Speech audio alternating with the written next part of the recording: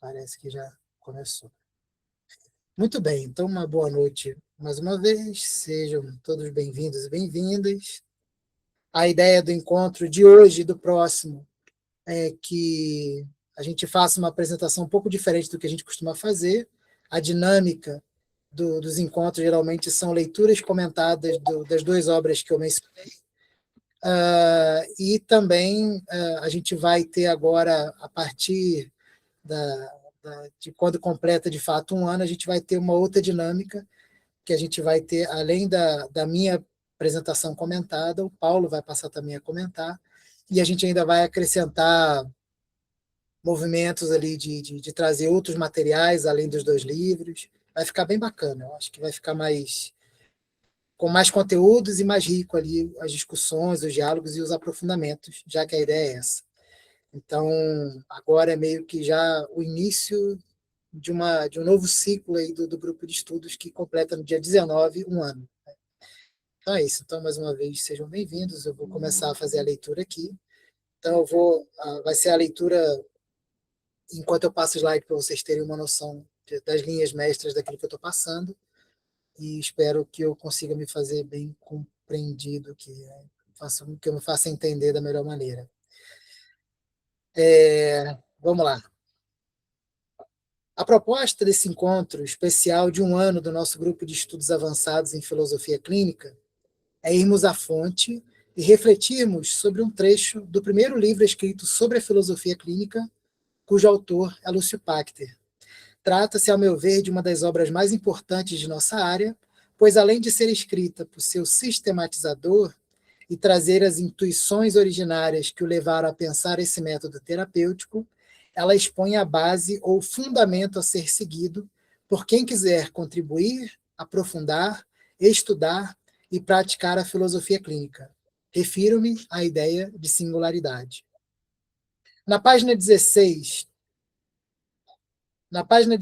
do livro Filosofia Clínica Propedêutica, publicado em 1997 pela editora AGE, Lúcio Pachter escreve, abro aspas, a primeira lição fundamental na filosofia clínica é que aquilo que uma pessoa sente, vive, afirma, imagina, faz, isso é assim para ela, independente de ser compartilhado com outras pessoas, de ser aceito, criticado, ironizado, proibido e assim por diante. Cada pessoa é, uma aspas aqui dentro, a medida de todas as coisas, fecho aspas. Como disse o nosso primeiro filósofo. Por isso, cada pessoa sente um beijo carinhoso, o aroma do café, o vento nos cabelos, a leitura de um poema ou a audição de uma linda balada de amor, a luz macia de um luar. Cada pessoa vive cada coisa de um modo único. E é ela quem saberá o prazer ou não prazer do que está vivendo, pois cabe a ela mensurar o que vive somente a ela, mesmo que adote as mesmas medidas de mensuração de uma outra pessoa. Nesse trecho, Pachter traz o critério ou o parâmetro a partir do qual cada filósofo clínico deverá se basear para pensar, contribuir, criticar ou lapidar suas pesquisas e, sobretudo, sua atuação nesse papel existencial de cuidador. Ele começa dizendo, abro aspas, a primeira lição fundamental na filosofia clínica, fecho aspas. Veja que ele não está, portanto, se referindo a algo opcional. Cada abordagem terapêutica tem sua lição fundamental e respectiva compreensão de ser humano atendido. Para ilustrar nossa afirmação, veremos algumas abordagens terapêuticas, segundo seu pressuposto geral, seguidas de suas respectivas visões do ser humano. Não tenho aqui a intenção de dar uma aula de psicologia e assumo o claro risco de cometer imprecisões.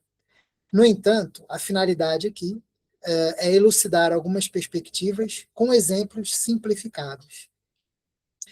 Comecemos, então, pela psicanálise, segundo a qual a vida psíquica é amplamente determinada por conteúdos inconscientes. Conflitos reprimidos, muitas vezes originados na infância, influenciam sintomas, comportamentos e relações atuais. O trabalho terapêutico consiste em tornar conscientes esses conteúdos por meio da fala, da interpretação e da análise de fenômenos como sonhos, lapsos e transferências. Para a psicanálise, o ser humano é um sujeito marcado por conflitos internos e desejos inconscientes. Sua racionalidade não governa plenamente sua vida psíquica, pois grande parte de suas motivações permanece fora da consciência. Então vejam que eu vou trazer a ideia das abordagens psicológicas, ou das psis, trazendo um pouco de como o método funciona, de quais são os pressupostos metodológicos, qual é a compreensão de ser humano que se propõe e como é que isso é trabalhado. Da psicanálise, partimos agora para o behaviorismo. O behaviorismo tem como foco de terapia o comportamento observável. Os comportamentos são aprendidos na interação com o ambiente por meio de condicionamentos e reforços. A intervenção terapêutica procura modificar padrões comportamentais, alterando as contingências ambientais que os mantêm. Para o behaviorismo, o ser humano é um organismo que aprende a partir da experiência com o ambiente. Seu comportamento é resultado de processos de aprendizagem e pode ser modificado quando as condições de aprendizagem mudam. Tratemos agora da terapia cognitivo-comportamental. Conhecida também por sua sigla TCC, essa abordagem considera que as interpretações que a pessoa faz das situações influenciam suas emoções e comportamentos.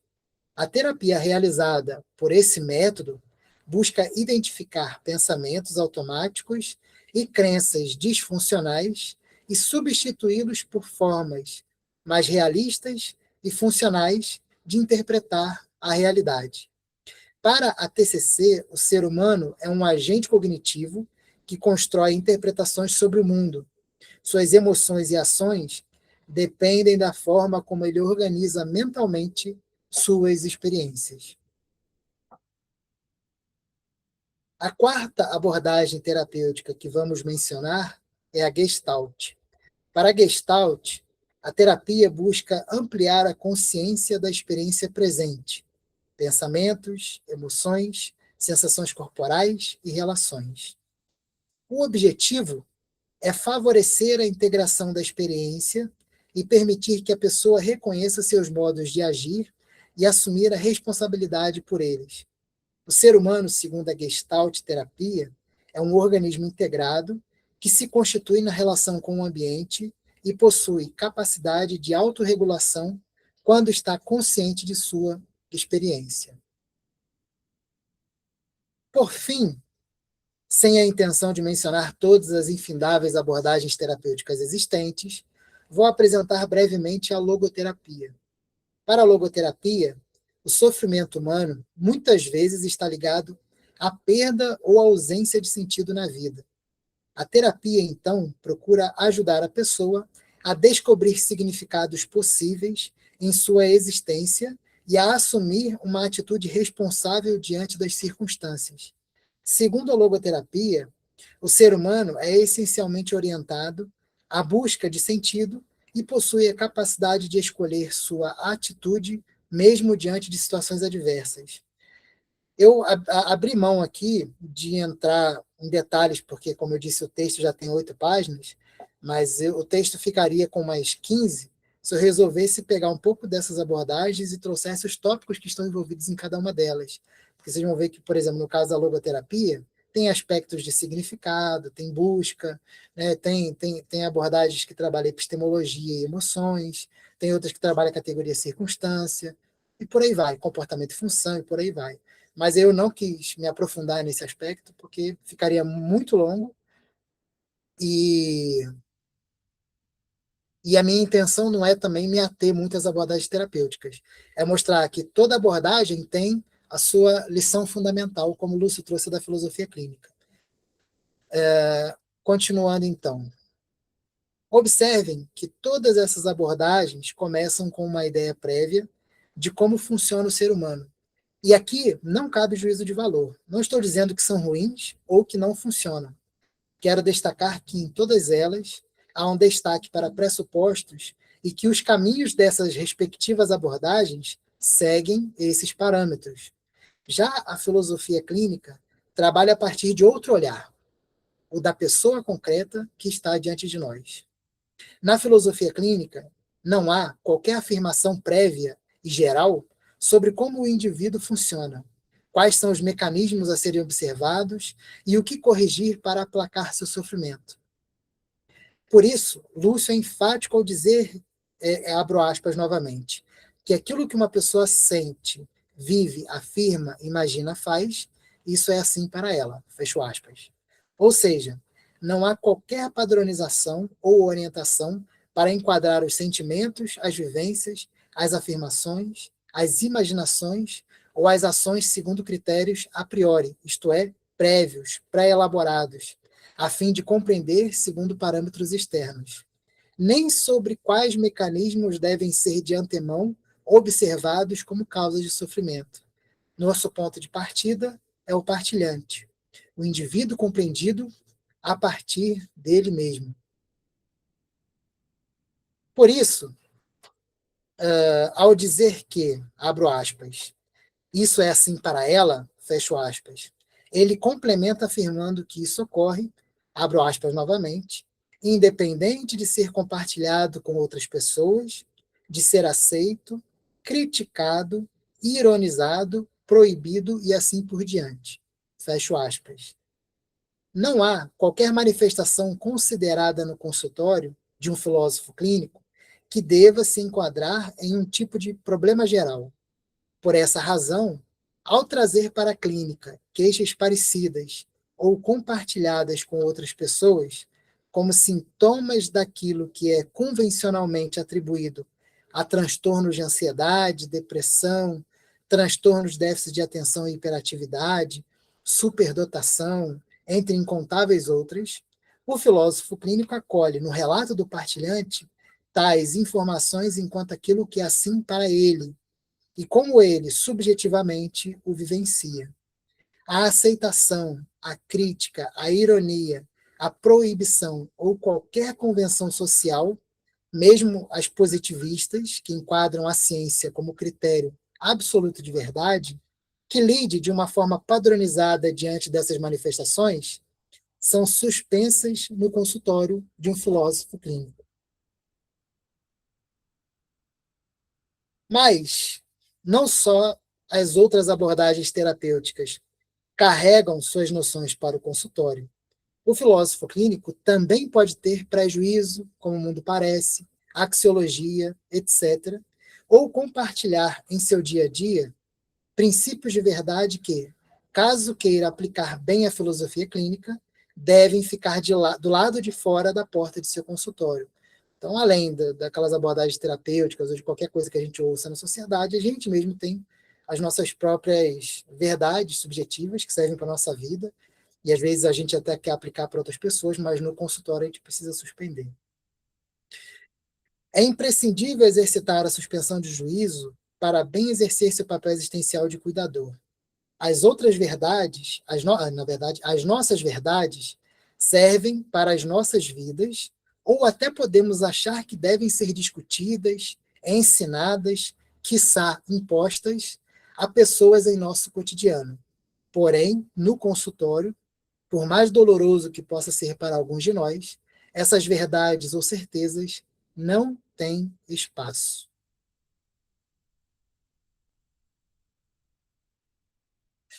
Vamos agora fazer um exercício hipotético.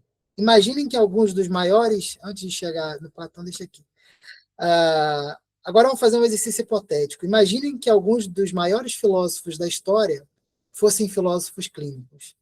Então, se antes a gente estava vendo abordagens terapêuticas baseadas na psicologia, nas psiques de modo geral, que entra a psicanálise também, agora a gente vai fazer um experimento em que a gente pensa como seriam as ideias dos filósofos aplicadas ao consultório. Então, vamos lá. Imaginem que alguns dos maiores filósofos da história fossem filósofos clínicos. Colocando-nos no lugar desses filósofos, imaginemos-nos nós mesmos levando nossas representações de mundo para o consultório. Então, eu disse lá que deve ficar do lado de fora, só que em vez de exemplificar cada um de nós, eu vou exemplificar quem deixou suas ideias na história. Né? E mesmo que aquelas ideias sejam relevantes para a história inteira, ainda assim, para a história inteira do pensamento, ainda assim elas devem ficar do lado de fora também, serem suspensas quando se vai atender um partilhante no consultório, segundo a filosofia clínica. De novo, então, releio esse trecho. Colocando-nos no lugar desses filósofos, imaginemos-nos nós mesmos levando nossas representações de mundo para o consultório e as possíveis consequências interferindo na aplicação de nosso método. Destaco aqui que não estou dizendo que esses autores estão errados em suas ideias.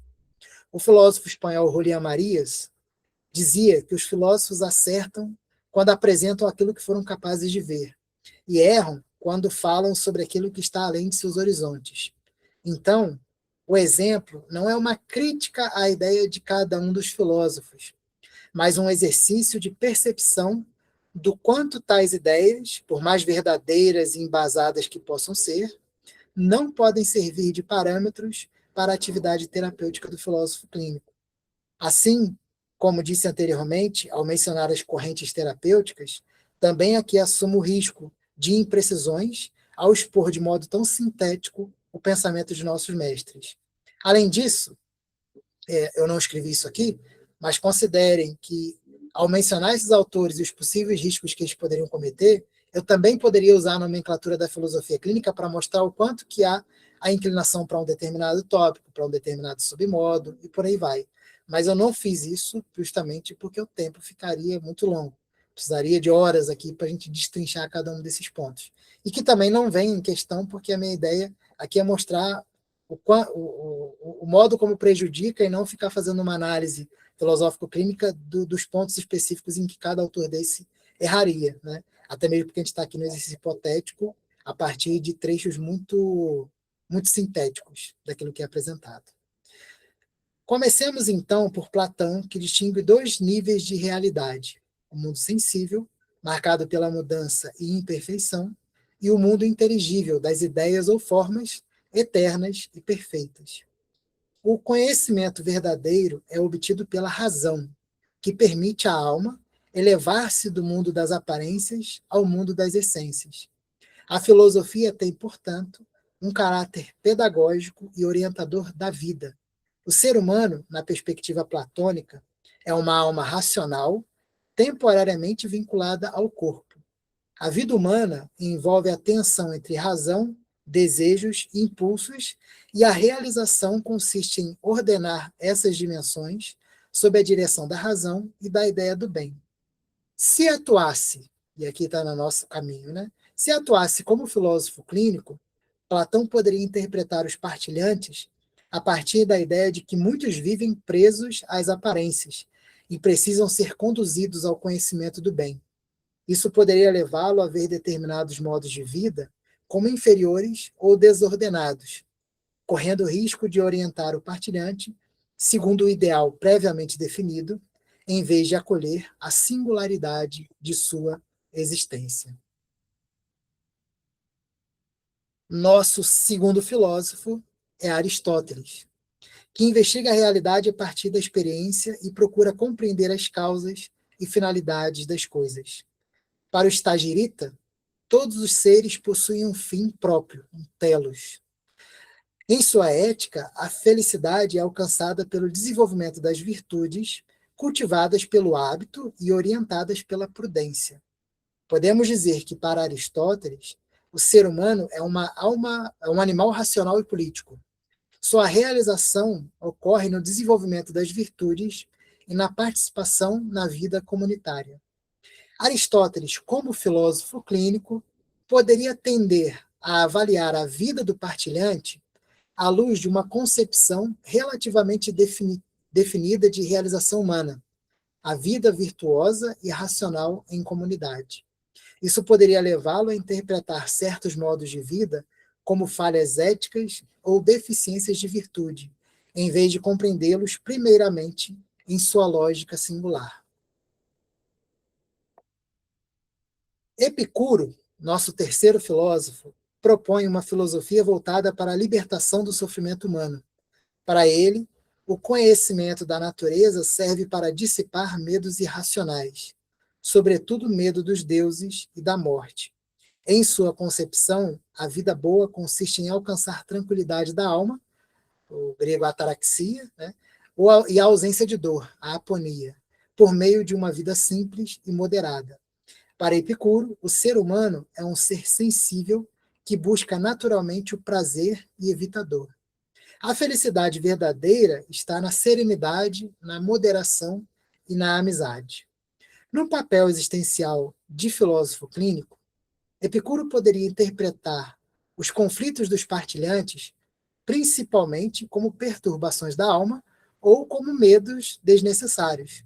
Assim tenderia a orientar a vida do partilhante para o ideal de serenidade e simplicidade que talvez não correspondesse à estrutura de pensamento daquela pessoa.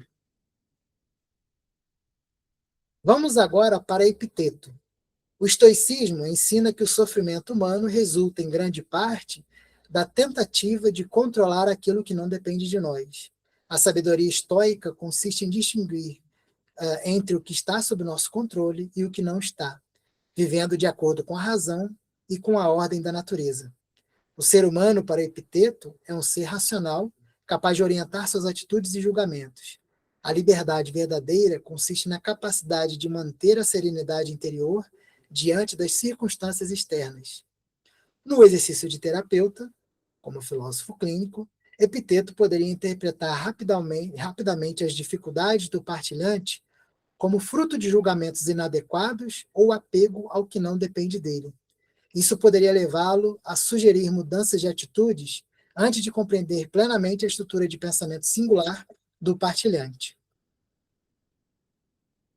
Então, ainda agora, partindo para a Antiguidade Tardia, tomemos agora Plotino, que ensina que toda realidade emana do Uno, um princípio absoluto e transcendente.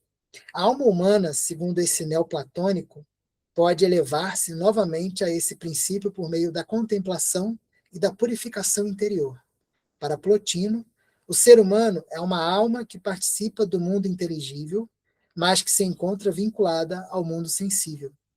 Sua realização consiste em retornar à sua origem espiritual. E aí vamos ao exercício. Como filósofo clínico, Plotino poderia interpretar a vida dos partilhantes a partir de uma hierarquia entre a vida sensível e vida espiritual. Isso poderia levá-lo a valorizar certas experiências contemplativas e a considerar outras formas de vida como menos elevadas. Agora, fechando a Antiguidade Tardia e quase pulando para a Idade Média, agora iremos a Agostinho. Esse filósofo enfatiza a interioridade humana e a busca da verdade em Deus. A reflexão filosófica, segundo o autor de As Confissões, envolve um movimento de retorno ao interior da alma, onde a verdade é iluminada pela presença divina. Na perspectiva agostiniana, o ser humano é um ser interior, livre e orientado ao amor. Sua vida é marcada pela tensão entre diferentes orientações do amor. Como filósofo clínico, Agostinho poderia interpretar muitos conflitos humanos como desordens do amor ou afastamentos de Deus. Isso poderia levá-lo a interpretar a experiência do partilhante a partir de uma estrutura teológica que nem sempre corresponderia à visão de mundo do próprio partilhante. Até mesmo ouço dizer se esse partilhante fosse cristão. Então, mesmo que fosse cristão, não necessariamente o caminho que o Agostinho ia querer usar no consultório ia funcionar, né? Vamos lá. Passemos agora, então, para a Alta Idade Média, né? Passemos agora para Tomás de Aquino. O Aquinate, como também é conhecido, integra a filosofia aristotélica e platônica à tradição teológica cristã, defendendo que razão e fé são caminhos complementares para a verdade. A realidade possui uma ordem racional orientada para o fim. Para Tomás de Aquino, o ser humano é uma unidade de corpo e alma racional, orientada naturalmente para o bem e para o conhecimento da verdade. Como terapeuta da filosofia clínica, Tomás poderia interpretar a vida do partilhante à luz de uma ordem moral e teleológica da natureza humana. E isso poderia levá-lo a avaliar certos comportamentos como desvios da finalidade humana. Inclusive tem, hoje em dia, cursos de formação em psicologia de orientação tomista, né?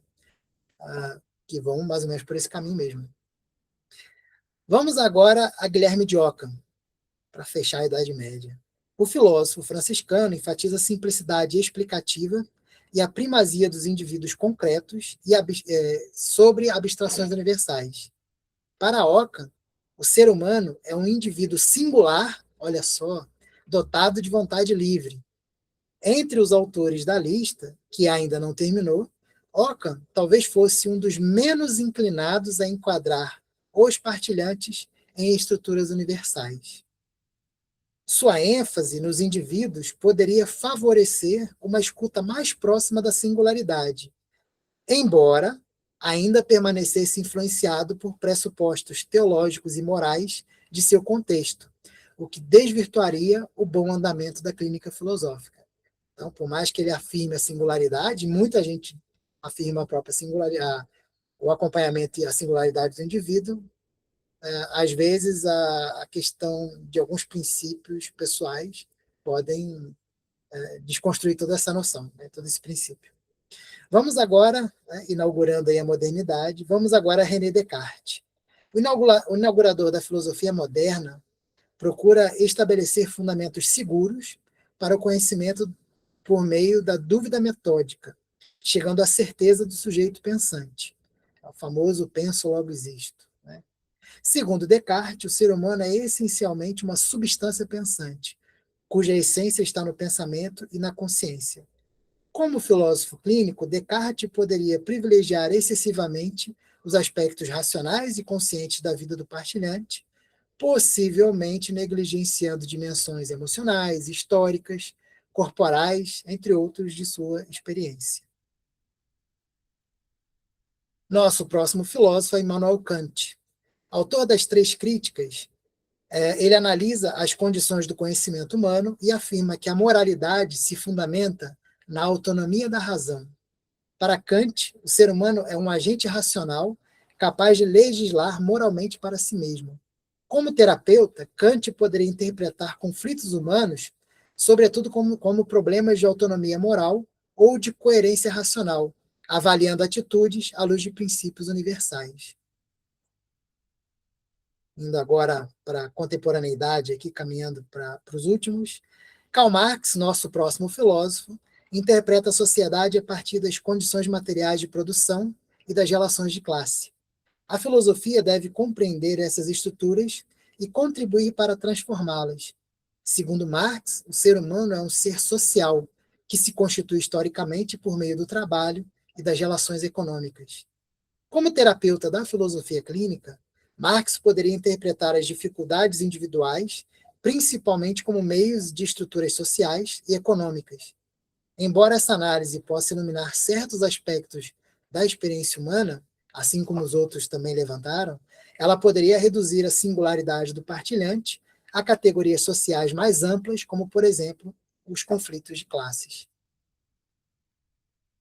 O último filósofo a exemplificar nosso exercício é Jean-Paul Sartre. O autor de O Ser e o Nada afirma que a existência precede a essência. O ser humano constrói a si mesmo por meio de suas escolhas. Para Sartre, o ser humano é radicalmente livre e responsável por aquilo que se torna. Como filósofo clínico, Sartre poderia interpretar muitas dificuldades humanas como tentativas de escapar da própria liberdade. Isso poderia levá-lo a privilegiar a responsabilidade individual em situações nas quais a estrutura de pensamento do partilhante exigiria uma compreensão mais aberta e menos conceitualmente orientada. Após passarmos pelos filósofos, notem o quão questionável é achar que na filosofia clínica qualquer ideia filosófica ou pretensão de filosofar deve ser aceita.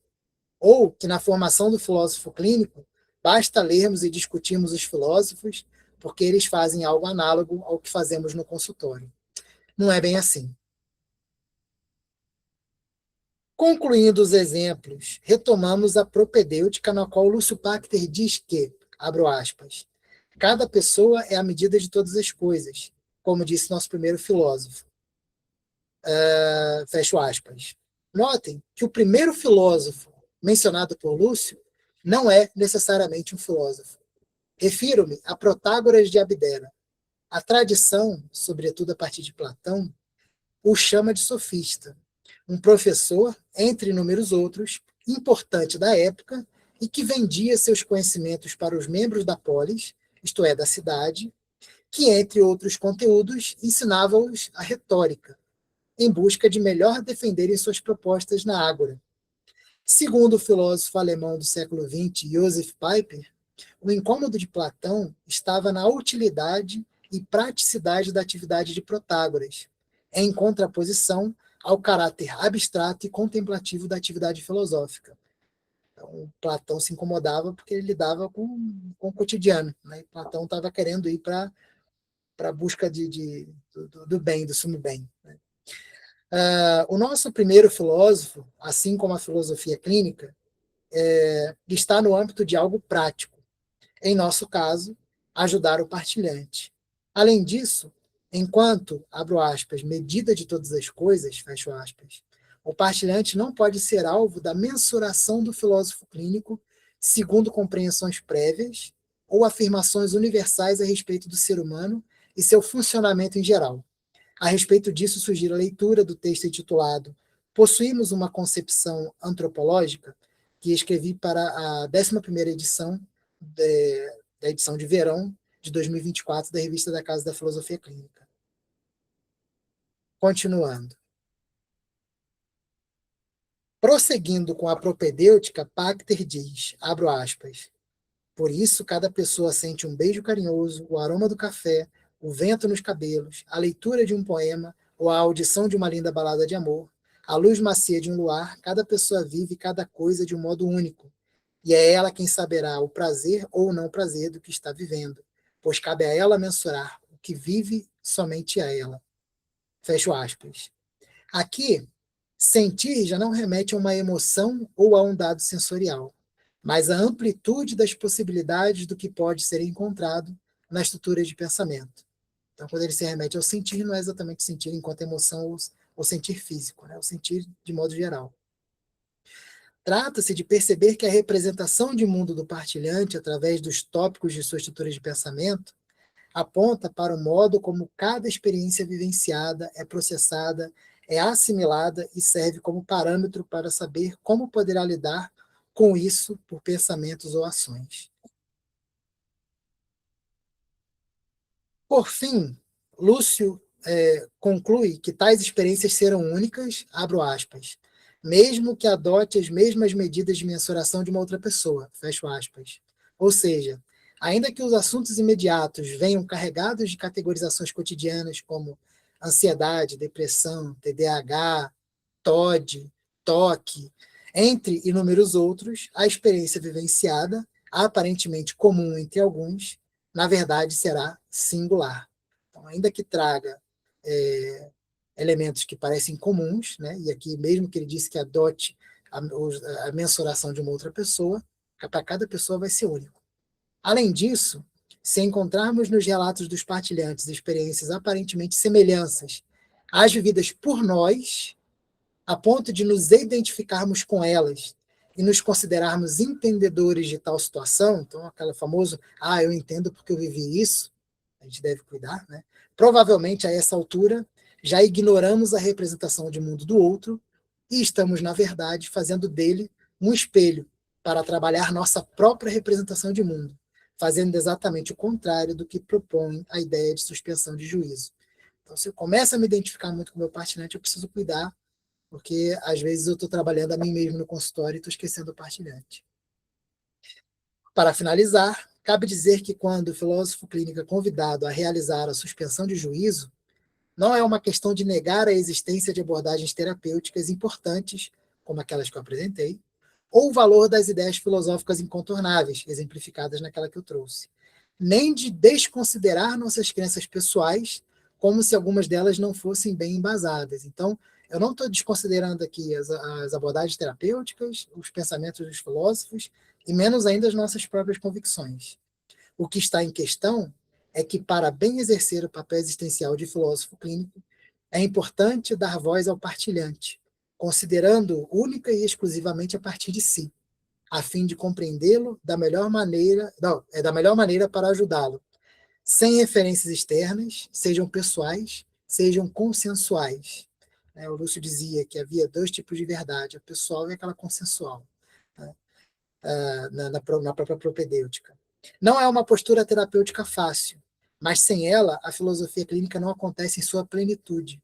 Podemos dizer que a filosofia clínica começa quando o filósofo clínico consegue colocar entre parênteses suas teorias, suas crenças e até suas certezas, para que a história do partilhante e sua singularidade possam aparecer por si mesmas. E é isso. Eu falei o tempo todo e nem olhei para vocês, nem sei como é que vocês estavam e se conseguiram ouvir tudo. Vamos ver o que tem mais aqui que o Robson colocou. Aí tem perguntas e depois eu, né? Então, pronto.